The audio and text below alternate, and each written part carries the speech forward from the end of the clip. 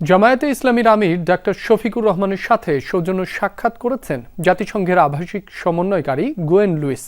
সকালে রাজধানীতে জামায়াত আমিরের বাসভবনে এই সাক্ষাৎ করেন তারা। সাক্ষাতে বাংলাদেশের বিদ্যমান মানবাধিকার ও রাজনৈতিক পরিস্থিতি, রোহিঙ্গা সমস্যা এবং জাতীয় নির্বাচন সহ নানা বিষয়ে আলোচনা হয়।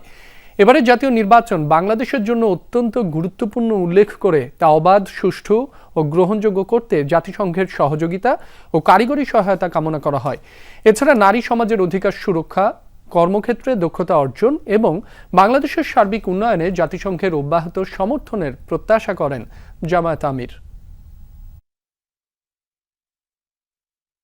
বাংলাদেশের আসন্ন জাতীয় সংসদ নির্বাচন স্বচ্ছ, নিরপেক্ষ, ক্রেডিবল একটা ইলেকশন হওয়ার ব্যাপারে ওনারা আশাবাদী এবং সে ব্যাপারে জামায়াত ইসলামীর যে প্রচেষ্টা, ভূমিকা, সেগুলো নিয়ে আলোচনা হয়েছে।